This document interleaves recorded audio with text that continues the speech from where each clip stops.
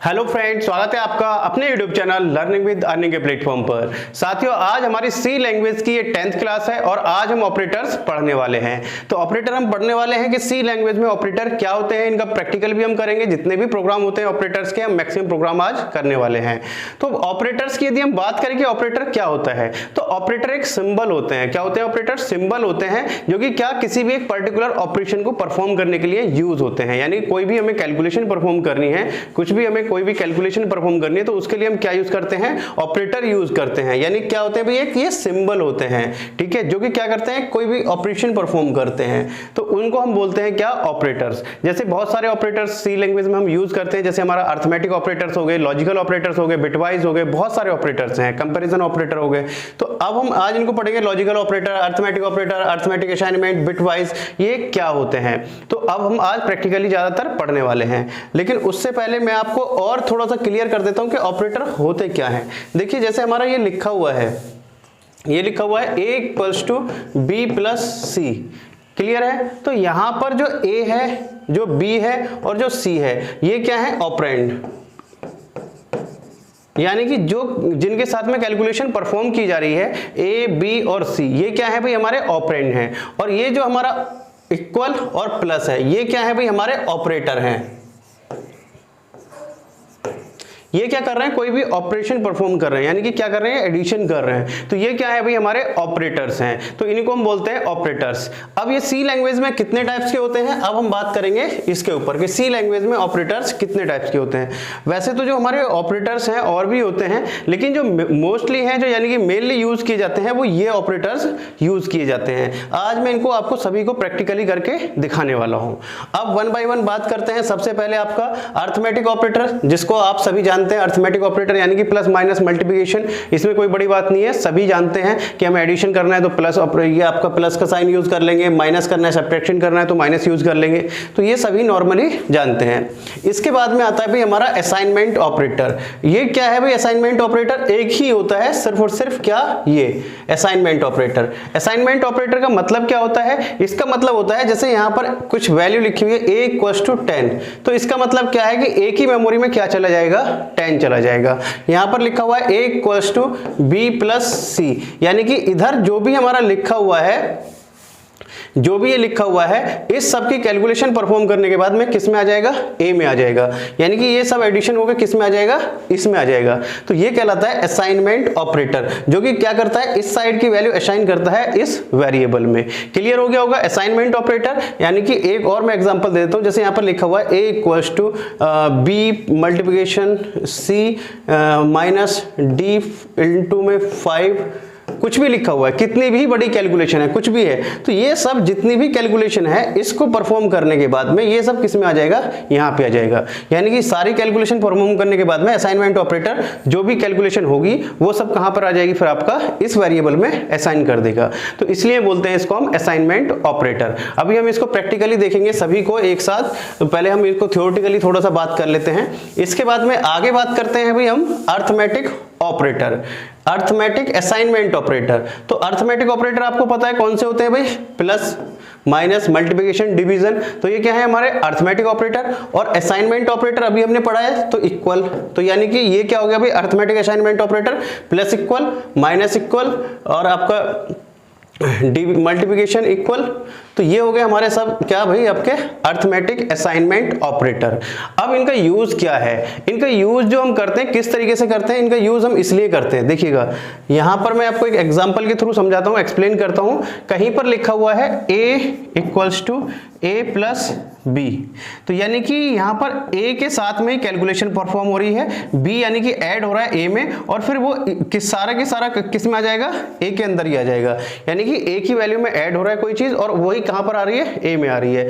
तो यहां पर यदि ऐसा कहीं पर है, तो उसको हम लिख सकते हैं a + b। यानी कि इसका मतलब क्या है? दोनों का मतलब, इसका मतलब और इसका मतलब बिल्कुल सेम है। क्लियर है? अगर यहां पर ऐसे होता a = b + c, तो फिर हम इसको इस फॉर्मेट में नहीं लिख सकते थे। फिर हम इसको किस टाइप से लिखेंगे? नहीं लिखेंगे, नहीं लिख पाएंगे, क्योंकि यदि उस होगा क्या, आपको सिंपल सा ये याद रखना है, जैसे हमें जिस वेरिएबल में वैल्यू असाइन हो रही है, जैसे a में असाइन हो रही है और उसी के साथ कैलकुलेशन भी परफॉर्म हो रही है, एडिशन, मल्टीप्लिकेशन, सब्ट्रैक्शन, डिवीजन कुछ भी हो रहा है, तो हम उसको फिर इस फॉर्मेट में लिख सकते हैं। यानी कि यदि यहाँ पर सब्ट्रैक्शन हो रहा होता, यहाँ पर इस टाइप से कुछ सब्ट्रैक्शन हो रहा होता, तो हम इसको सब्ट्रैक्शन को भी लिख सकते थे। जैसे कि हमारा यहाँ पर सब्ट्रैक्शन हो रहा होता, क्या a equals to a minus b ऐसे हो रखा होता, तो हम इसको भी ऐसे लिख सकते थे। क्या लिख सकते थे? a minus equals to b। Clear है? तो हम इसको भी इस टाइप से लिख सकते थे। तो बहुत ही सिंपल है। अरिथमेटिक असाइनमेंट ऑपरेटर भी आप समझ गए होंगे, यानी कि दोनों का मतलब सेम है, इसका मतलब भी सेम है और इसका मतलब भी सेम है, आंसर सेम आने वाला है। बस क्या है, ये टाइम सेविंग है और कुछ नहीं है। तो ये होते हैं हमारे अरिथमेटिक असाइनमेंट ऑपरेटर। तो आई होप आप अरिथमेटिक असाइनमेंट ऑपरेटर भी समझ गए होंगे। अब आगे बात करते हैं, नेक्स्ट है आपका यूनरी ऑपरेटर, जो कि बहुत ही मोस्ट इंपॉर्टेंट है, बहुत ज्यादा यूज किए जाते हैं यूनरी ऑपरेटर। क्या होते हैं भाई यूनरी ऑपरेटर? इनको समझिएगा, प्लस प्लस और माइनस माइनस, मेनली इन दो पे फोकस रखिएगा। ये बहुत ज्यादा यूज होते हैं सी में। और ये आपका साइज ऑफ ऑपरेटर, जो कि मैं आपको बता चुका हूं, जैसे हमें किसी भी चीज का साइज फाइंड आउट करना है तो उसके लिए यूज होता है साइज ऑफ ऑपरेटर। अब हम इसको बात करते हैं यूनरी ऑपरेटर को भी, कि ये दो कैटेगरी में है, प्लस प्लस और आपका प्लस प्लस और माइनस माइनस। तो इनको हम बोलते हैं इंक्रीमेंट ऑपरेटर, इनको हम इंक्रीमेंट डिक्रीमेंट ऑपरेटर भी बोलते हैं। यूनरी ऑपरेटर को हम क्या बोलते हैं भाई? इंक्रीमेंट डिक्रीमेंट ऑपरेटर भी बोलते हैं। अब यहां पर ये हो गया इंक्रीमेंट ऑपरेटर, प्लस प्लस है तो इसका मतलब क्या हुआ? ये इंक्रीमेंट ऑपरेटर। ये भी दो टाइप्स का होता है आपका, ये होता है प्रीफिक्स और पोस्टफिक्स। यानी कि प्रीफिक्स आपका प्रीफिक्स और आपका पोस्टफिक्स, तो दो टाइप्स के होते हैं ये, प्रीफिक्स एंड पोस्टफिक्स। बहुत ध्यान से समझिएगा, सिंपल सा कंसेप्ट है जो मैं आपको बताने जा रहा हूं। प्रीफिक्स एंड पोस्टफिक्स दोनों में अंतर है। प्रीफिक्स यहां पे ये क्या करता है? फर्स्ट इंक्रीमेंट और देन असाइन, यानी कि पहले क्या करेगा? ये पहले फर्स्ट इंक्रीमेंट, पहले वैल्यू में इंक्रीमेंट करेगा, उसके बाद में वैल्यू को असाइन करेगा। यहां पर क्या है? पोस्टफिक्स में first assign and then increment, यानी कि ये क्या है भाई? a plus plus for example में। अब आपको मैं एग्जाम्पल के थ्रू समझाता हूं, इसको एग्जाम्पल के थ्रू एक्सप्लेन करता हूं। मैंने यहां पर एक वेरिएबल डिक्लेयर किया, int a equals to 5। Clear है? अब मैंने यहां पर लिखा int b equals to plus plus a। Clear है? तो अब यहां पे मैंने a की वैल्यू प्रिंट कराएगी, a की वैल्यू क्या आएगी और b की वैल्यू क्या आएगी, दोनों की वैल्यू मैं प्रिंट कराता हूं।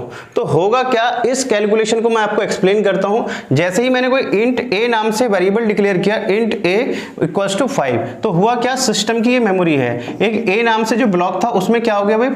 5 मेमोरी में जाकर स्टोर हो गया, जो 5 वैल्यू है। अब उससे आगे नेक्स्ट लाइन में क्या है? इंट b, तो यानी कि नेक्स्ट लाइन में b, तो यहां पर एक b नाम से मेमोरी एलोकेट हुई और उसमें भी कोई वैल्यू नहीं आई है, एक b नाम से मेमोरी एलोकेट हुई है। अब यहां पर क्या है? प्लस प्लस a, तो ये क्या है भाई? आपका प्री इंक्रीमेंट है। पहले क्या है? प्लस प्लस लगा हुआ है, तो इसका मतलब प्री इंक्रीमेंट। तो यानी कि फर्स्ट क्या करेगा? इंक्रीमेंट करेगा। किस में करेगा? जो इसके साथ में वेरिएबल होगा। तो वेरिएबल क्या है भाई? a है, तो फर्स्ट इंक्रीमेंट। तो इंक्रीमेंट कितना होता है? 1 का इंक्रीमेंट होता है। कितने का? 1 का। याद रखिएगा 1 का इंक्रीमेंट होगा। तो अब यहां पर वैल्यू कितनी है? 5। अब 5 से इंक्रीमेंट हो गई, कितनी हो गई भाई वैल्यू? 6। किसकी वैल्यू हो गई? a की वैल्यू 6 हुई है, क्योंकि इंक्रीमेंट किस में करेगा? a की वैल्यू में। अब a की वैल्यू में इंक्रीमेंट हो गया। इसके बाद में अब यहां पर क्या हुआ? ये असाइन करेगा पूरे को, पूरे कोड को, किसको? b को।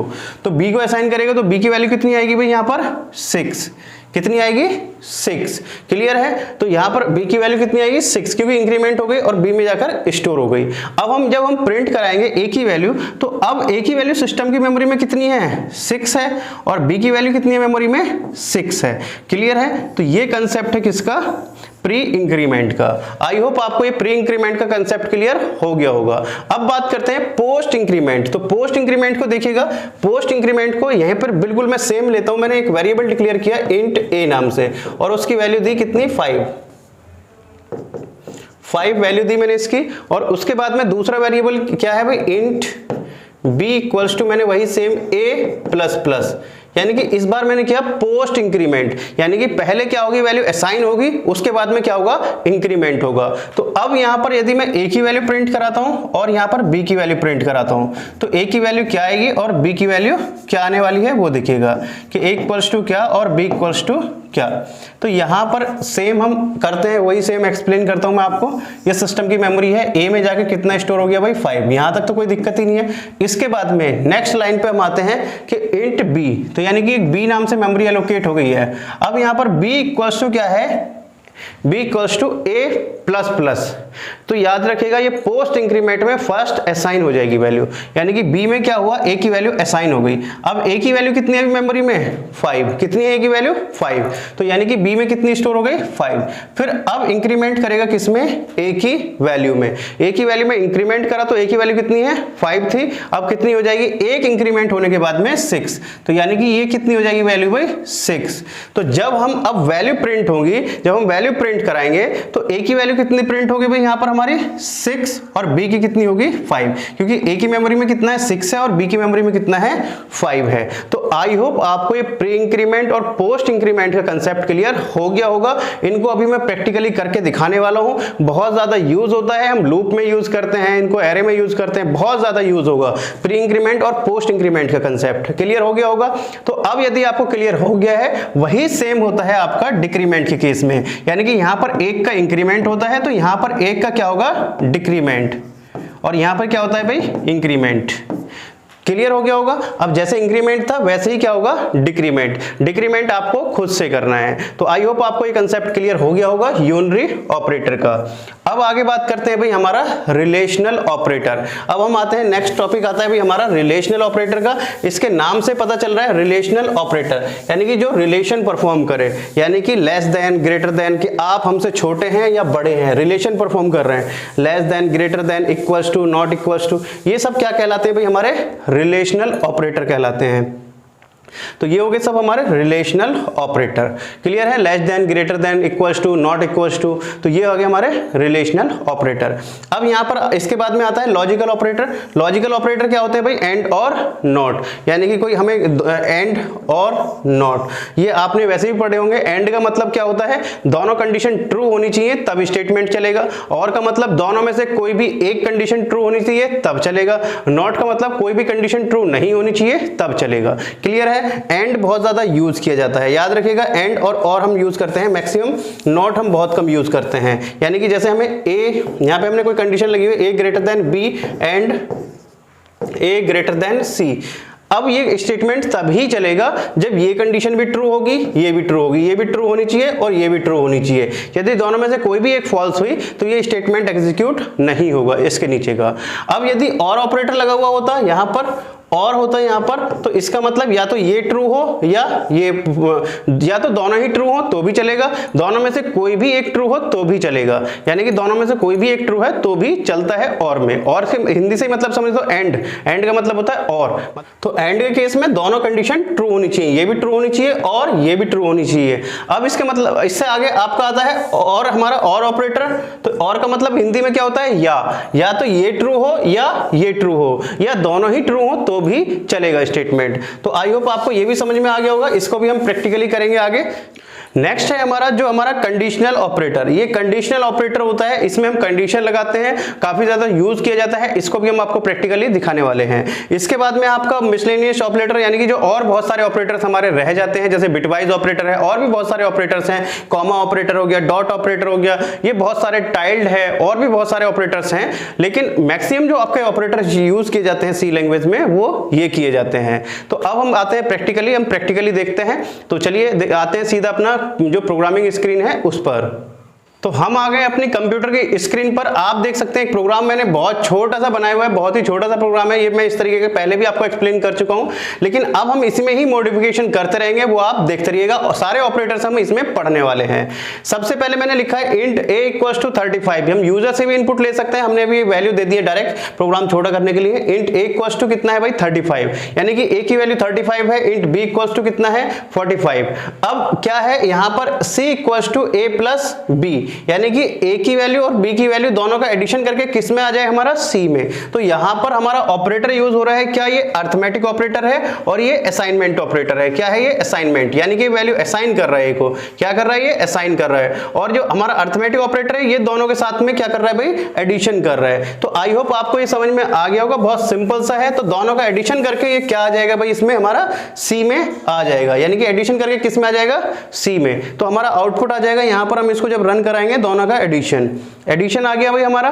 अब इसमें यदि हमें और भी यहां पर इसके साथ में यदि यहां पर ये प्लस लगा के कुछ और कैलकुलेशन परफॉर्म करता हूं, मैंने यहां पर प्लस लगाया और मैंने यहां पे कुछ डायरेक्ट वैल्यू लिख दी, तो अब क्या प्रोग्राम चलेगा, प्रोग्राम चलेगा या नहीं चलेगा, प्रोग्राम बिल्कुल चलेगा, क्योंकि ये भी क्या है, इंटीजर वैल्यू है। यहां पर आप ऐसे लिख सकते हैं, तो जो भी आपको कैलकुलेशन परफॉर्म करनी है आप कर सकते हैं।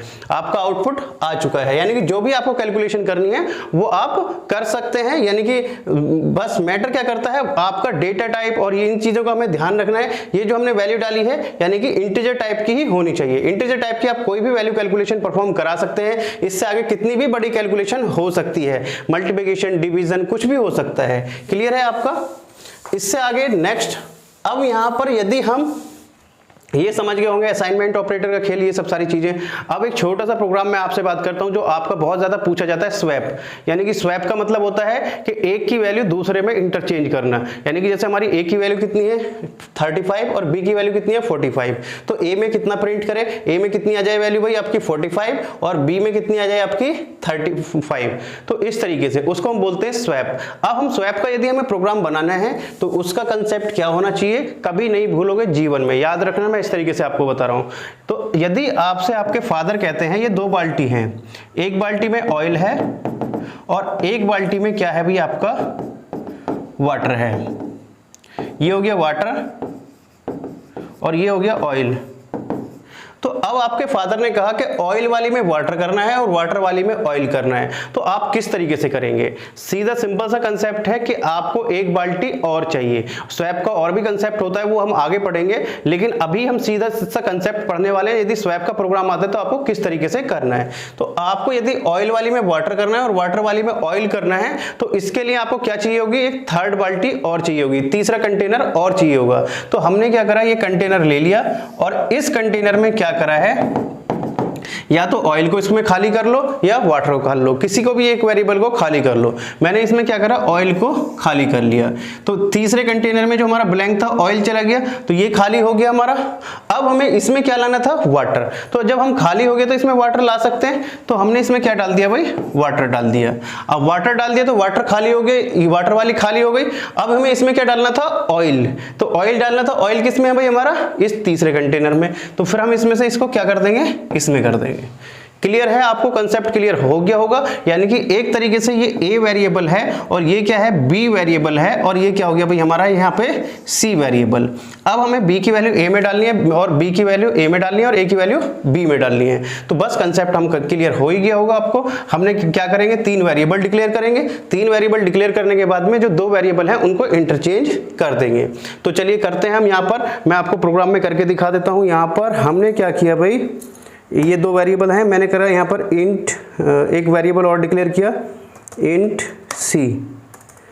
सी वेरिएबल डिक्लेयर किया और हमने कर दिया सी इक्वल्स टू ए, यानी कि जो ए की वैल्यू है वो किस में आ जाए भाई, सी में आ जाए। इसके बाद में ए खाली हो गया तो a equals to b, a equals to b हो गया। अब बी खाली हो गया तो बी इक्वल्स टू क्या होगा भाई, क्योंकि बी इक्वल्स टू क्या हो जाएगा, सी, यानी कि जो सी की वैल्यू थी।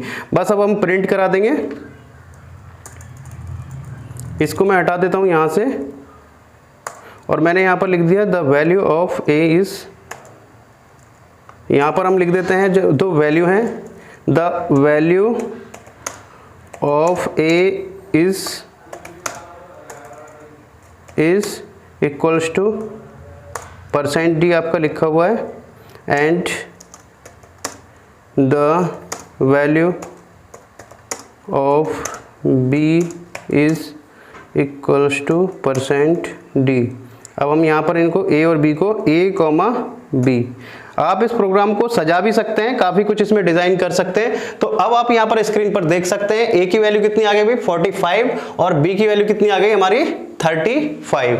आपको देखिएगा यहाँ पर हमने जो दिया हुआ है ए की वैल्यू कितनी दी हुई है 35 दी हुई है और बी की कितनी दी हुई है 45। तो आपकी ये इंटरचेंज हो गई है। बहुत ही सिंपल सा कंसेप्ट है। स्वैप का प्रोग्राम आपको समझ में आ गया होगा, क्लियर हो गया होगा। यदि अभी भी आपको कोई डाउट है तो आप मेरे से कमेंट बॉक्स में पूछ सकते हैं। तो सीधा सा कंसेप्ट है, आप इसको और भी सजा सकते हैं, यूजर से इनपुट ले सकते हैं, यहाँ पर लिख सकते हैं इससे पहले कि प्रिंट, यहाँ पर एक लाइन ऐड कर सकते हैं printf के the value of before swap a is equal to this and the value of b is before swap is this. यानी कि पहले स्वैप करने से पहले ये थी वैल्यू और आफ्टर स्वैप ये थी।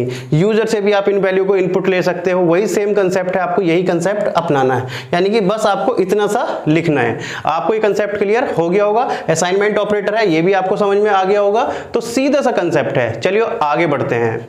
तो साथियों हमारे अर्थमेटिक ऑपरेटर हमारे हो चुके हैं। अर्थमेटिक में आपको मल्टीप्लिकेशन डिवीजन कुछ भी करना हो तो यहाँ पर आप साइन चेंज करके कुछ भी आप कर सकते थे, जो इससे पहला प्रोग्राम मैंने आपको कराया था। इसके बाद में हमारा असाइनमेंट ऑपरेटर हो चुका है। अब हम आगे पढ़ते हैं अर्थमेटिक असाइनमेंट ऑपरेटर, जो मैंने आपको एग्जाम्पल के थ्रू समझाया था। अब हम उसको देखते हैं प्रैक्टिकली। तो यहाँ पर हमें कुछ नहीं करना है, सीधा सिंपल सा मैं आपको जो एग्जाम्पल मैंने समझाया था उसी को मैं एक्सप्लेन करता हूँ। यहाँ पर जैसे मैंने आपको दिया हुआ है यहाँ पर a इक्वल्स टू 35 और यहाँ पर दिया हुआ है b इक्वल्स टू, आप कुछ भी आप इसकी वैल्यू दे दीजिए जो आपको देना है। और फिर मैंने यहां पर कर दिया a equals to a plus b। हम कर सकते हैं, कोई इशू नहीं है। अब यहाँ पर हमने ये इसको कर दिया है और हमने यहाँ पर इसमें से इसको हटा दिया है, b को हटा दिया, क्योंकि हम a की वैल्यू प्रिंट करेंगे और यहाँ पर हमें जो एडिशन है a की वैल्यू के साथ जो कैलकुलेशन परफॉर्म हुई है वो हमें प्रिंट करानी है। तो अब आप इसको प्रिंट करा दीजिए। मैंने इसको प्रोग्राम को कराया रन, प्रोग्राम को रन कराया तो आप यहाँ पर स्क्रीन पर आउटपुट देख सकते हैं। आपका स्क्रीन पर आउटपुट आ गया है क्या 121। यानी कि हुआ क्या है, हमारा यहाँ पर a के साथ में जो हमारी a की वैल्यू थी a equals to a plus b, यानी कि a की वैल्यू कितनी है 35 और b की वैल्यू कितनी है 86। तो दोनों का एडिशन होके वो किस में चला गया a में, और a की वैल्यू कितनी प्रिंट हो जाएगी हमारी भाई 86। तो क्लियर है आपको। तो ये है हमारा अर्थमेटिक असाइनमेंट ऑपरेटर नहीं है। अब अर्थमेटिक असाइनमेंट ऑपरेटर यूज करेंगे। अब हम यदि इसको इसी तरीके से ना लिख के इसको मैं कर देता हूं यहां पर कमेंट, हम इसको यूज करते हैं इस तरीके से। आउटपुट आपका बिल्कुल सेम आने वाला है। मैंने लिखा a equals to a plus equal b। तो अब आप देखिएगा बिल्कुल आउटपुट क्या आएगा, सेम। आपका प्रोग्राम रन होगा और क्या आएगा भाई, आउटपुट बिल्कुल आपका सेम। तो आपका आउटपुट आ चुका है स्क्रीन पर, कितना है 121। तो आई होप आपको ये समझ में आ गया होगा अर्थमेटिक असाइनमेंट का कंसेप्ट। यानी कि है क्या, सीधा सिंपल सा अर्थमेटिक असाइनमेंट ऑपरेटर। जब हमारा उसी वेरिएबल के साथ में कैलकुलेशन परफॉर्म हो रही हो, यानी कि a के साथ में तो एडिशन हो रहा है b का, और उसी के साथ में क्या हो रहा है, उसी में क्या हो रही है, वैल्यू असाइन हो रही हो, यानी कि a में ही क्या हो रही है, हमारी वैल्यू असाइन हो रही है। तो वहां पर हम यूज कर सकते हैं अर्थमेटिक असाइनमेंट ऑपरेटर इस तरीके से। इसमें अंदर कुछ नहीं होगा, बस सिर्फ लिखने का फर्क है। आउटपुट आपका बिल्कुल सेम आएगा। हम आगे इसको यूज करेंगे। इसको हम इस तरीके से भी यूज कर सकते हैं, जैसे हमने वेरिएबल यूज ना करके, जैसे हमने b को वेरिएबल को यूज नहीं करना है, हम इसको कमेंट कर देते हैं, इस लाइन को कमेंट कर देते हैं। कमेंट का मतलब तो आप समझते ही होंगे, मैं आपको बता चुका हूं। कमेंट का मतलब इस लाइन को कंपाइलर कंपाइल नहीं करेगा। अब मैंने क्या करा है, इसको कमेंट कर दिया। मैंने क्या करा, a प्लस इक्वल 78, यानी कि a की वैल्यू में एडिशन करने के बाद में और a में ही असाइन हो जाएगी वैल्यू, और क्या हो जाएगा, हमारा प्रिंट हो जाएगा। तो यानी कि अब क्या होगा, हमारा 35 और प्लस 78 का एडिशन होगा और वो हमारा स्क्रीन पर प्रिंट हो जाएगा। हमने इसको कराया रन प्रोग्राम को, तो आपका आउटपुट आ चुका है। तो आई होप आपको एक कंसेप्ट क्लियर हो गया होगा। अब आगे बढ़ते हैं। नेक्स्ट हम बात करते हैं जो सबसे मोस्ट इंपोर्टेंट ऑपरेटर है, वो है यूनरी ऑपरेटर या इंक्रीमेंट डिक्रीमेंट ऑपरेटर, जो कि मैंने आपको बहुत अच्छे से एक्सप्लेन किए थे। अब हम उसके बारे में बात करते हैं। देखिएगा एग्जांपल के थ्रू हम यहां पर आते हैं। हमने a की वैल्यू ले लिया है कितना भाई 5, और यहां पर b ले लेते हैं हम, इंट b वेरिएबल एक डिक्लेयर कर लेते हैं। इंट b वेरिएबल हमने डिक्लेयर कर लिया है और हमने नीचे की लाइन में लिखा हुआ है b इक्वल्स टू, या यहीं पर आप लिख सकते हैं b equals to plus plus a, plus plus a. अब हम इसमें प्रिंट कराते हैं the value of a is this and the value of b is आपका %d कॉमा में हमने यहाँ पर किसको प्रिंट कर दिया भाई, बी को। स्लैश एन भी लगा देते हैं जिससे कि आपका ये न्यू लाइन पे आ जाए, स्लैश एन। अब हम यहाँ पर इसको प्रोग्राम को रन करते हैं और इसको हम यहाँ पर कमेंट कर देते हैं जो हमने ये 7 या इसको हटा ही देते हैं, कन्फ्यूजन होगा। अब हम इस प्रोग्राम को रन कराते हैं तो आपकी जो वैल्यू है वो जो मैंने आपको बताया था वही आपका आउटपुट आ गया है, क्या 6 प्रिंट हो गया है। तो आपको कंसेप्ट क्लियर हो गया होगा जो मैंने आपको थ्योरेटिकल बताया था। तो अब आगे नेक्स्ट, अब हम यहां पर कर देते हैं इसको पोस्ट फिक्स। अब यहां पर यदि हम इसको प्लस प्लस ना लगा के अब हम करते हैं इसको क्या, यहां पर पोस्ट फिक्स कर देते हैं, ए प्लस प्लस कर देते हैं। तो अब आपका आउटपुट क्या हो जाएगा भाई, चेंज हो जाएगा, यानी कि बी की वैल्यू चेंज हो जाएगी। ए की वैल्यू क्या होगी, 6 होगी और बी की वैल्यू कितनी हो गई, 5। तो आई होप आपको ये इंक्रीमेंट ऑपरेटर भी समझ में आ गया होगा। इंक्रीमेंट डिक्रीमेंट ऑपरेटर, डिक्रीमेंट आप करके मुझे बताएंगे डिक्रीमेंट के आउटपुट किस तरीके से आता है। यदि डिक्रीमेंट में भी हम ए की वैल्यू 5 रखते हैं तो आपका प्री इंक्रीमेंट में क्या वैल्यू आएंगी और पोस्ट इंक्रीमेंट में क्या वैल्यू आएंगी, ये आपको मुझे कमेंट करके बतानी है। तो आप जो है जितना जल्द से जल्द हो मुझे कमेंट करके बताइएगा और आपको क्लास कैसी लग रही है मुझे कमेंट करके ये भी बताइएगा। आगे ऑपरेटर्स हमारे आते हैं, एंड ऑपरेटर्स, आपका यूनिटरी ऑपरेटर्स, कंपैरिजन ऑपरेटर और आपका बिटवाइज ऑपरेटर, और जितने भी ऑपरेटर्स हैं हम उनको आगे पढ़ने वाले हैं। जैसे जैसे हम आगे पढ़ते जाएंगे, जैसे हमारा कंडीशनल स्टेटमेंट आएंगे तो उसमें हम एंड ऑपरेटर को यूज करेंगे। तो चलिए साथियों, मिलते हैं आपसे नेक्स्ट क्लास में, तब तक के लिए जय हिंद जय भारत।